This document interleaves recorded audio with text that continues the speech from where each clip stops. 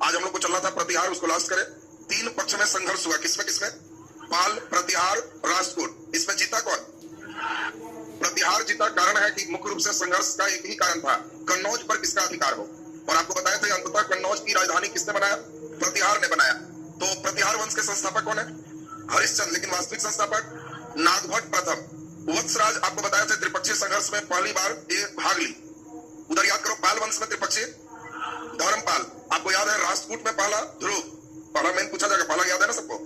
वत्सराज त्रिपक्षीय संघर्ष में भाग लिया, इसको पाल राजा धर्मपाल को हराया, लेकिन राष्ट्रकूट राजा ध्रुव ने इसको हराया। ये आपको बताया भी थे उधर।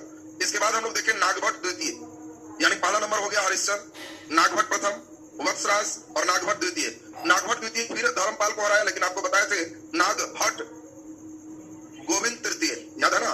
और इसको फिर हम लोग देखें कि इसमें राष्ट्रकूट राजा गोविंद तृतीय ने इसको हराया। और नागभट्ट द्वितीय पहला राजा है किसका? प्रतिहार का, जिसने कन्नौज पर अधिकार किया और कन्नौज को अपनी राजधानी बनाया।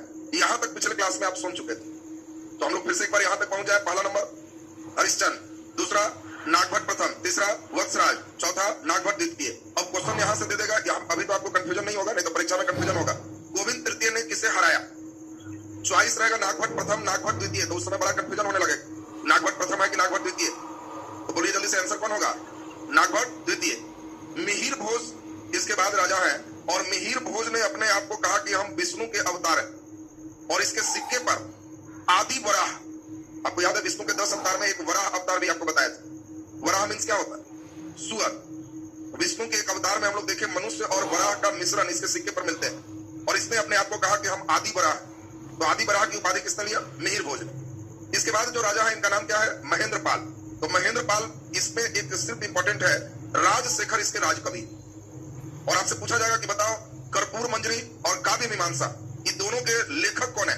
तो ये है राजशेखर, और दोनों का दोनों कैसा ग्रंथ है? जैन ग्रंथ।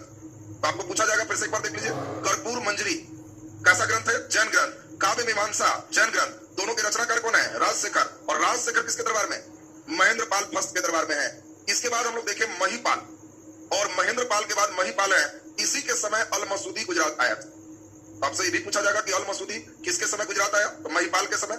इसके बाद है राज्यपाल, 1018 ईस्वी में गजनवी इसी के समय आक्रमण किया, इसके हार हो गए, और गजनवी के आक्रमण से एक काम खत्म है। और प्रतिहार का अंतिम राजा कौन बना? यशपाल। तो मुख्य रूप से जो क्वेश्चन आपके थे ऊपर कहीं अस्तित्व में थे, एक फाइनल टच के बाद हम लोग इसको अंतिम रिवीजन पे चले जाएंगे। आप सभी को जल्दी जल्दी याद करिए, 3 पक्ष में संघर्ष है, पाल, प्रतिहार, राष्ट्रकूट। पाल के राजा सबसे पहले गोपाल, पाल के संस्थापक कौन है? गोपाल। और गोपाल ने बिहार शरीफ में ओदनपुरी बिहार की स्थापना किया। त्रिपक्षीय संघर्ष में कौन आए? धर्मपाल। धर्मपाल को दोनों हराया। धर्मपाल शुरू में कन्नौज पर गए, लेकिन इसको हम लोग देखेंगे राष्ट्रकूट भी हराएगा और प्रतिहार भी हराएगा। राष्ट्रकूट में कौन हराएगा? ध्रुव। और इधर बता दो जल्दी से, वत्सराज। तो ये दोनों इसको हराएंगे, जिसको आपको ध्यान रखना है। देवपाल अपनी राजधानी कहां किया? मुंगेर किया। राष्ट्रकूट के वास्तविक संस्थापक कौन है? दंतीदुर्ग। और दंतीदुर्ग के बारे में आपको बताया था कृष्ण प्रथम, उसका चाचा हेड बना था। और कृष्ण प्रथम में इंपॉर्टेंट एक ही चीज था, मंदिर। एलोरा में कौन मंदिर? कैलाशनाथ मंदिर। इसके बाद कौन है? ध्रुव। और ध्रुव में आपको समझाए थे दक्षिण भारत का पहला शासक है जो उत्तर की राजनीति में हस्तक्षेप किया, त्रिपक्षीय संघर्ष शुरू किया। और इसी में प्रतिहार राजा किसको हराया? वत्सराज को हराया, और पाल नरेश धर्मपाल को हराया, ध्रुव दोनों को हराया। अब इसके बाद हम लोग देखें, क्या ध्रुव राजधानी कन्नौज को बनाया? नहीं, हरा के वापस हो। तब हम लोग देखे थे गोविंद तृतीय, और गोविंद तृतीय के समय पांड्य, पल्लव, गंग कहां के थे? केरल। इस सभी के संघ को नष्ट किया। इसने भी धर्मपाल को हराया, और गोविंद तृतीय में प्रतिहार राजा किसको हराए? नागभट्ट द्वितीय को हराया। क्योंकि नागभट्ट प्रथम संस्थापक में है, नागभट्ट द्वितीय को हराएगा, दिमाग में सेट रखना था। अमोघ वर्ष जिनसेन के प्रभाव में आके आपको बताया था जैन धर्म को अपनाया, और इसमें चालुक्य शासक, कैसा चालुक्य? वेंगी के चालुक्य, और इसको हम लोग हराया था। और इसमें हम लोग देखे कन्नड़ भाषा में कविराज मार्ग ग्रंथ भी इसने लिखा। अमोघ वर्ष के बारे में बताए थे, उंगली भी दान दिया था, और अंतिम समय में बताया तुंगभद्रा नदी में जल समाधि भी ले लिया। अमोघ वर्ष के बाद हम लोग देखे थे अगला राजा कौन था? इंद्र तृतीय। अल मसूदी किसके समय आया? अब आपसे दोनों क्वेश्चन पूछा जाएगा, किस राष्ट्रकूट राजा के समय अल मसूदी आया? इंद्र तृतीय। और जल्दी बता दीजिए कि किस प्रतिहार राजा के समय आया? तो महिपाल। दोनों आपको दिमाग में सेट रखना है। तो अब हम लोग इसमें देखें, इंद्र तृतीय के बाद फिर कौन है? कृष्ण तृतीय। और कृष्ण तृतीय में आपको बताया था एक लड़ाई चोल में पढ़ाया था, कौन सा युद्ध? तकोलम का युद्ध। और इसमें चोल राजा किसको हराया? परांतक प्रथम को हराया। तो चोल में भी आपको पढ़ा चुके थे। और अंतिम राजा कौन था? कर्क द्वितीय। तो गोविंद, इंद्र तृतीय, कृष्ण तृतीय और कर्क द्वितीय। कर्क द्वितीय को कौन हटाया? कल्याणी में ही हम लोग देखेंगे एक चालुक्य आएंगे, जिसके संस्थापक कौन है? तैलप। तो ये हम लोग पूरे सुन चुके। गुर्जर प्रतिहार के संस्थापक हरिश्चंद्र, हरिश्चंद्र के बाद नागभट्ट प्रथम। यहां तक मेन क्वेश्चन नहीं। अब आपका कौन है? वत्सराज। बोलो जल्दी। वत्सराज कन्नौज में मेन शुरू किया और राजपूत राजा इसको मेन हराया था। वत्सराज को कौन? ध्रुव ने। नागभट्ट द्वितीय को कौन हराया? गोविंद तृतीय ने। और यहीं तक मेन आपको ध्यान रखना। इसके बाद त्रिपक्षीय का बहुत ज्यादा क्वेश्चन भी आता है और फिर क्वेश्चन भी है तो महिपाल और मसूरी से क्वेश्चन आपको रहेगा। तो जल्दी एक नजर हम लोग इस पर देख लें। डिटेल एक बार थोड़ा सा सुन लीजिए तो क्लियर होता है। हम लोग पिछले क्लास में ही पूरे पढ़ चुके थे, केवल रोके थे कि एक बार और सुना देंगे तो याद हो जाएगा। तो पिछले दिन ही खत्म था। हम लोग देखे हर्षवर्धन की मृत्यु, वो सबसे महत्वपूर्ण था और वो डेट है 647 से। यहाँ के बाद ही फिर से साम्राज्य छोटे छोटे टुकड़ों में बट गए और हर्षवर्धन ने अपनी राजधानी थानेश्वर से कन्नौज बनाया था। क्यों कन्नौज बनाया था ये बात आपको समझाया। कन्नौज गंगा नदी के किनारे उत्तर प्रदेश का मेन जगह है और गुप्तोत्तर काल में पाटलिपुत्र का स्थान कन्नौज ही ले लिया है। यानी कन्नौज एक सूचक है कि जो कन्नौज पर अधिकार कर लेगा वो सबसे मजबूत राजा है। और वो हर्षवर्धन के मरने के बाद बंगाल और बिहार में एक वंश का उदय हुआ, पाल वंश। और इसी में आपको समझाया था कि पाल वंश के संस्थापक, तो पालना है तो गोपालो, गोपाल, और गोपाल के बाद धर्मपाल। ये दोनों से ही आपको मेन क्वेश्चन आएंगे। इसके अलावा पाल वंश में ज्यादा क्वेश्चन तुम्हारा नहीं रहे, इसलिए ये दोनों एकदम ठीक रखी। फिर हम लोग देखे कि गुजरात और राजस्थान का जो सेक्टर है, यहाँ पर एक वंश डेवलप किया, इसी का नाम है प्रतिहार। और प्रतिहार में कम से कम 4 राजा आपको याद होना चाहिए। बस 4 याद है तो हो जाएगा। बोलो। प्रतिहार के संस्थापक हरिश्चंद्र, ये संस्थापक में है लेकिन इसका भी ज्यादा नाम नहीं पूछते। वास्तविक संस्थापक नागभट्ट प्रथम। आपसे पूछा जाएगा कि बताओ प्रतिहार के वास्तविक संस्थापक नागभट्ट प्रथम। और तब नागभट्ट प्रथम के बाद हम लोग देखे जो मेन शुरू करेगा त्रिपक्षीय संघर्ष, उस व्यक्ति का नाम क्या होगा? वत्सराज। और तब आएंगे नागभट्ट द्वितीय। यहां तक नाम एकदम ठीक ठाक बनाते। अब हम लोग देखे कि यहाँ पे जो आप महाराष्ट्र का बेल्ट देख रहे हैं, यहाँ पे कर्नाटक का बेल्ट देख रहे हैं, यहाँ पे एक वंश का डेवलपमेंट हुआ और इसी वंश का नाम था राजपूत।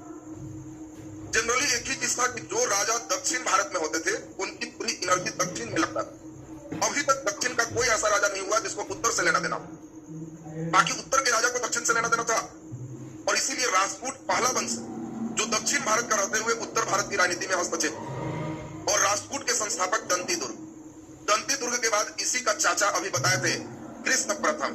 और तब मेन राजा बना ध्रुव। राजा कौन है? ध्रुव। और ध्रुव के बाद बोलिए गोविंद तृतीय। मेन हराने का काम वहां नागभट्ट द्वितीय वही ना करेगा, तो इसलिए मेन यहाँ पे आ गया गोविंद तृतीय।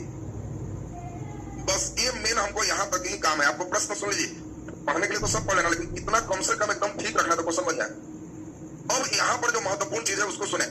सबसे पहला पाल वंश में धर्मपाल एक मजबूत राजा था।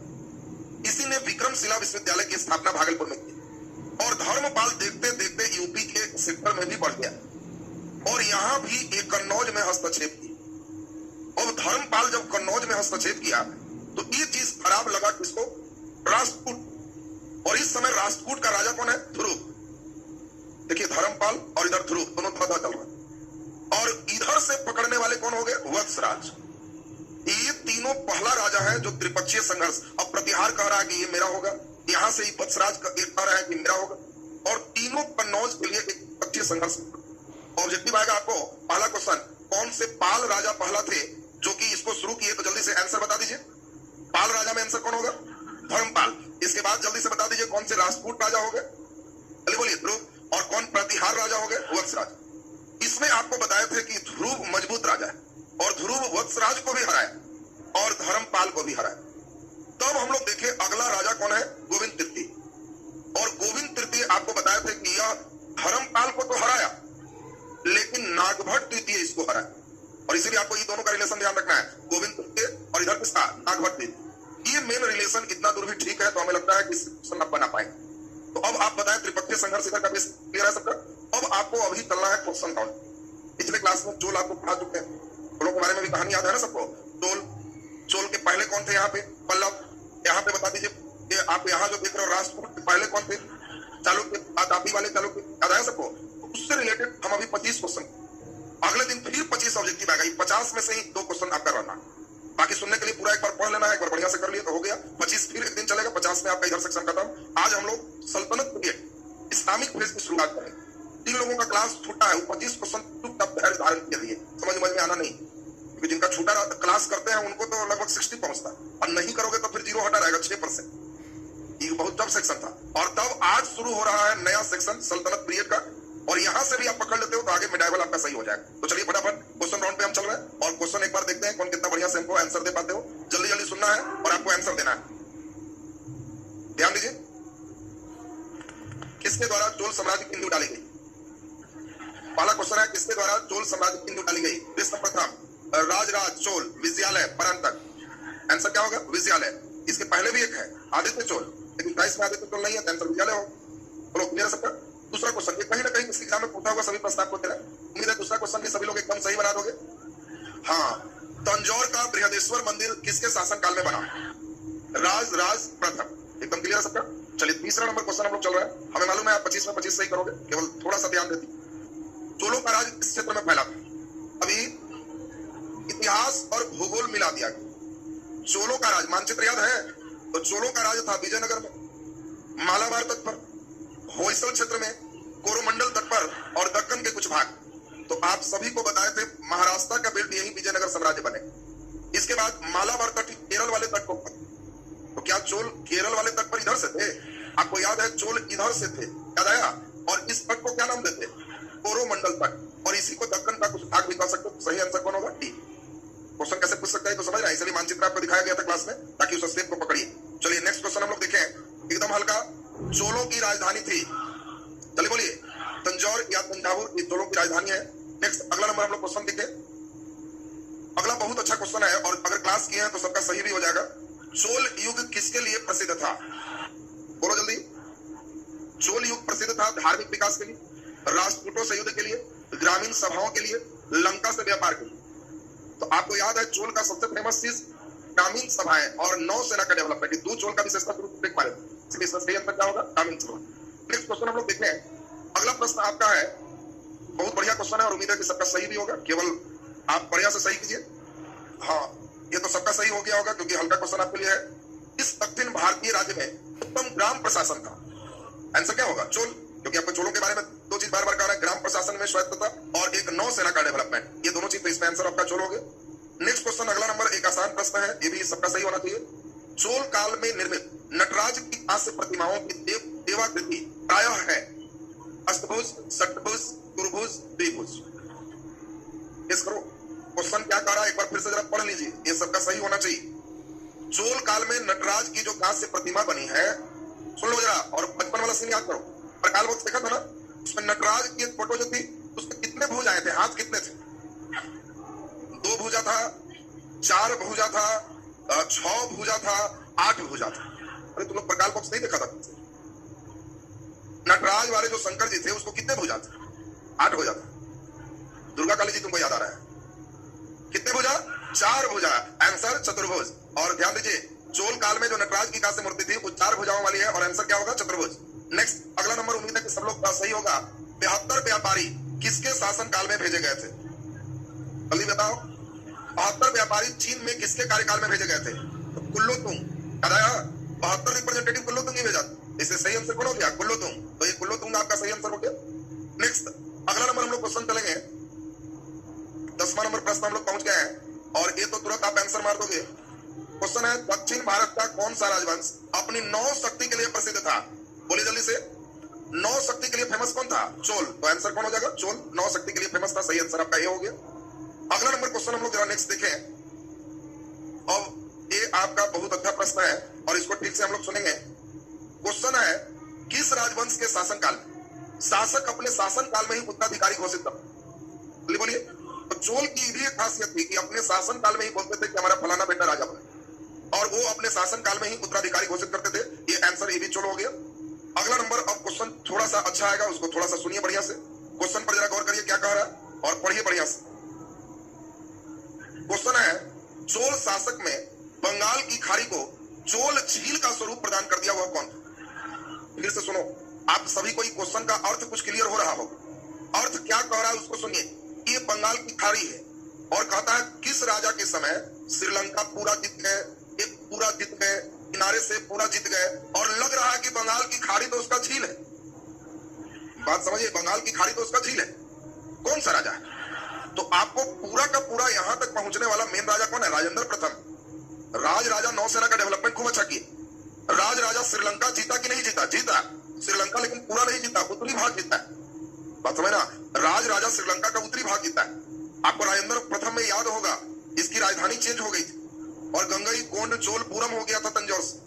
और आपको इसमें इंपॉर्टेंट चीज समझाए थे कि ये बिहार के गंगा तक के सेक्टर में पहुंचा है। तो राजेंद्र प्रथम इसका मेन है जो पूरा श्रीलंका जीत गया। पूछा जाएगा कि चोल राजा में श्रीलंका विजय, तो पूरा श्रीलंका में तो राजेंद्र प्रथम हो, लेकिन श्रीलंका के उत्तरी भाग का विजय तो राजराज प्रथम हो। दोनों बात ध्यान रखना, श्रीलंका के उत्तरी भाग को सबसे पहले किसने जीता? राजराज प्रथम। पूरा श्रीलंका जीतने वाला राजेंद्र प्रथम हो। तो इसमें राजेंद्र प्रथम इस प्रकार से विजय हासिल किया, बंगाल की खाड़ी को चोल का झील स्वरूप मिल गया, लग रहा था कि वो झील। तो सही आंसर हो गया राजेंद्र प्रथम।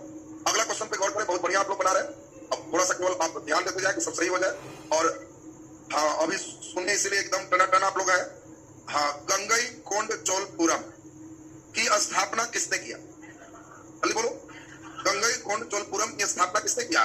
तो ये हो गया राजेंद्र प्रथम ने। अभी हम लोग सुने गंगई कोंड चोलपुरम की स्थापना किसने किया? राजेंद्र प्रथम ने। नेक्स्ट अगले क्वेश्चन को हम चलते हैं, ये आपका बिल्कुल सही हो जाएगा और केवल आप ध्यान दीजिए बढ़िया से। क्वेश्चन क्या कह रहा है उसको पढ़िए बढ़िया से।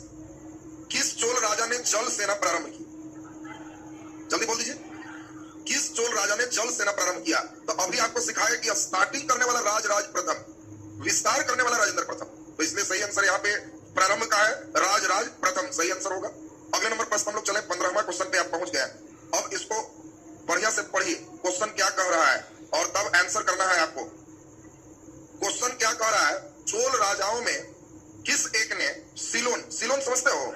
श्रीलंका को सिलोन कहते हैं। कई लड़का सिलोन का मतलब नहीं समझता, तो श्रीलंका को सिलोन कह रहे हैं। चोल राजा में किसने सिलोन का मतलब श्रीलंका पर पूरा विजय प्राप्त कर लिया? हाँ, तो दोनों क्वेश्चन में यह प्रश्न है, फिर से सुनिए। अगर क्वेश्चन कहेगा किस चोल राजा ने श्रीलंका के उत्तरी भाग को पहली बार जीता?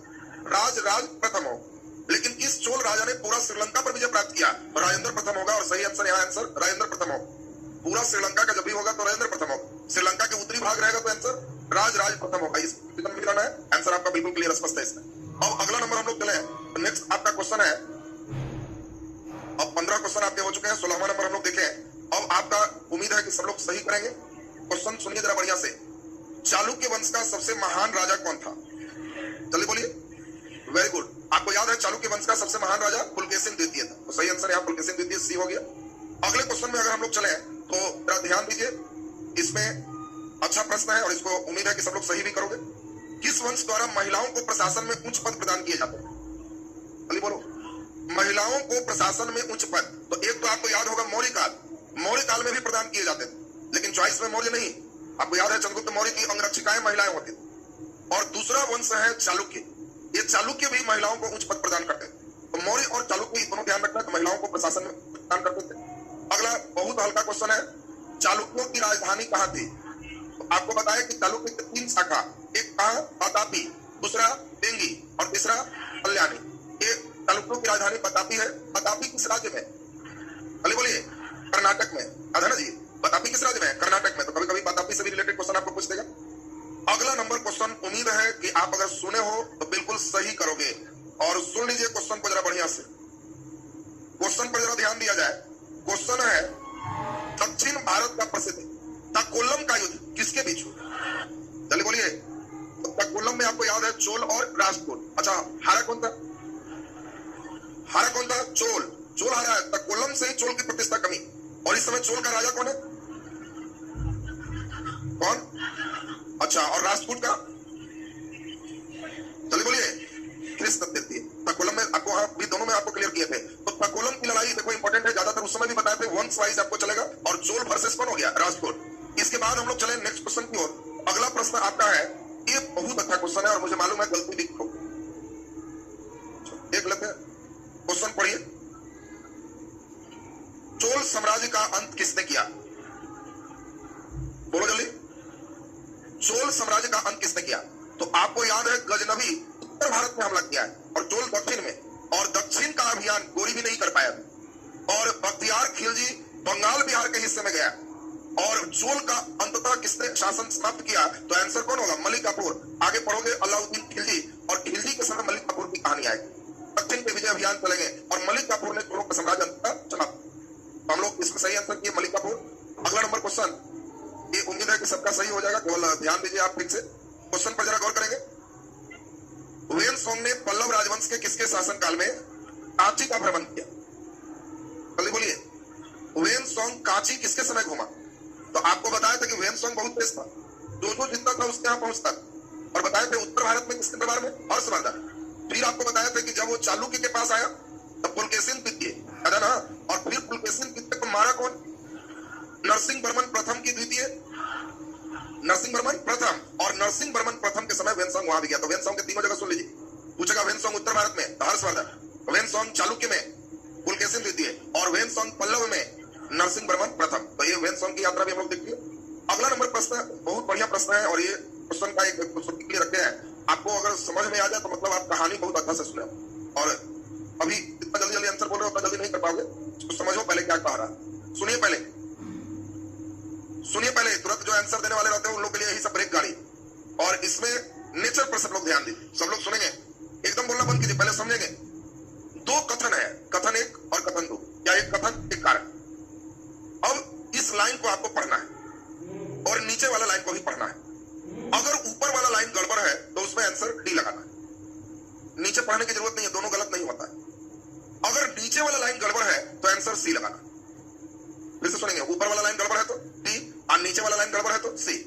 यदि दोनों सही है तो थोड़ा ध्यान देके सोचना है।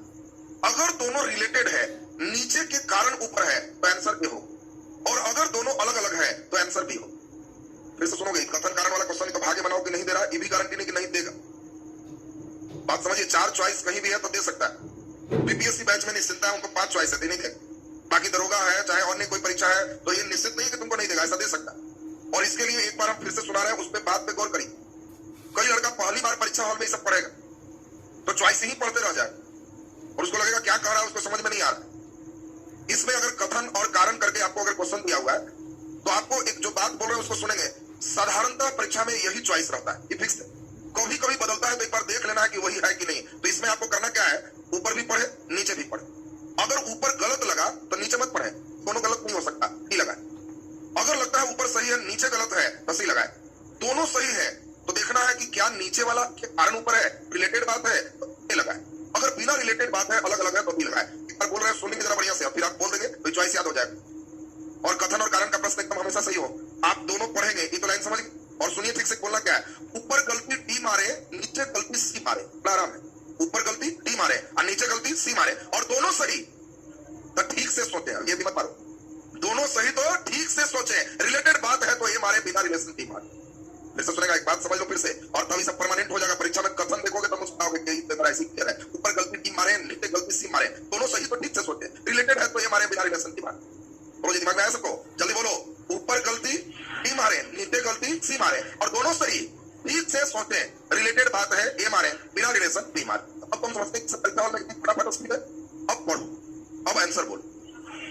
क्या लगा रहे हो? सी लगा रहे हो? अरे लोग समझदार है। अच्छा पढ़ते हैं। पुलकेशिन द्वितीय ने हर्षवर्धन को हराया, ये सही लाइन है कि गलत? पुलकेशिन द्वितीय ने हर्षवर्धन को हराया, इस सही लाइन है कि गलत? सही लाइन, हराया था, ये बोलो अभी समझाया भी थे।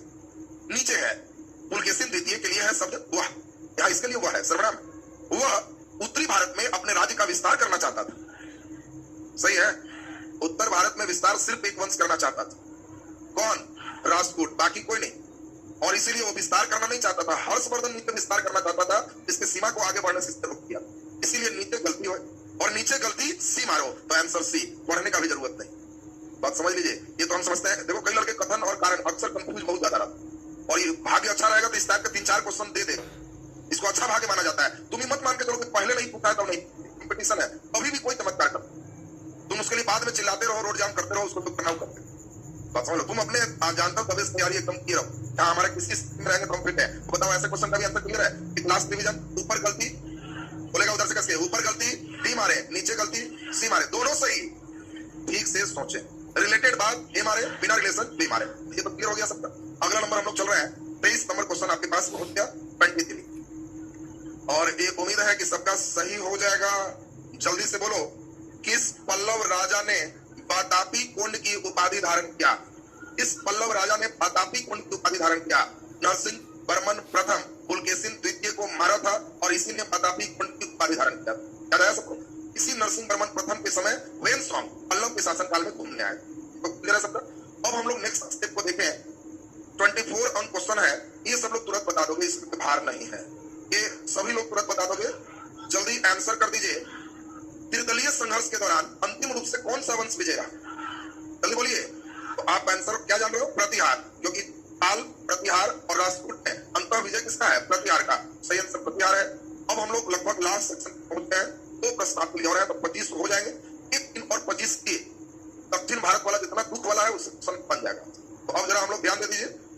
अगला क्वेश्चन बहुत अच्छा है, उसको हमें लगता है कि सब लोग सही करोगे, और आप ध्यान दो पहले प्रश्न पर क्या कह रहा है। पढ़िए पहले बढ़िया से।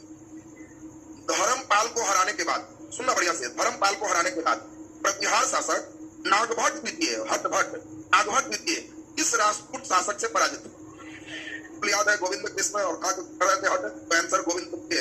क्लियर है सबका? और अंतिम क्वेश्चन थोड़ा वंशावली से दिया गया है, उम्मीद है कि दिमाग पर थोड़ा लोड देंगे तो आपसे सही हो जाएगा। ये लोड वाला क्वेश्चन आपको दिया गया, जरा बढ़िया से सुनिए। अभी तो एकदम ताजा है तो जोर लगा रहे हो, परीक्षा में समय जोर लगेगा, हालत खराब करता है। प्रतिहार शासक का सही क्रम बताएं, तो अंतिम मत बताओ, 3 को जोड़ो आंसर मिल जाएगा। सबसे पहला कौन? नागभट्ट, माने नागभट्ट प्रथम, यानी शुरू में 1 हो। इसके शुरू में 1 नहीं है तो खत्म, इसके शुरू में 1 है तो तीनों में कोई 1 है। नागभट्ट के बाद कौन है? वत्सराज, वत्सराज माने 3, 1 के बाद 3, 1 के बाद 3, 1 के बाद 3, 3 भी खत्म। देखो कैसे परीक्षा में छाटना है। कई लड़के केवल इतना देख के पूरा याद नहीं है, क्या जरूरत है पूरा याद करने? तुमको चॉइस केवल देता है कि स्टेप उठा रहा है। बोलो, वत्सराज के बाद नागभट्ट द्वितीय, यानी फिर 2, 1 3 2, 1 3 4, क्या 1 3 2 लगाए, आगे पढ़ने की जरूरत नहीं समझा बाजी? उतना तुमको क्लोज थोड़ा देता है, वो केवल प्रयास करता है कि बच्चे धैर्य है कि नहीं, और इसीलिए तुमको अंतिम में वो लॉक किए थे, उतने से काम चल जाता है, उससे आगे कहीं क्वेश्चन नहीं मिले।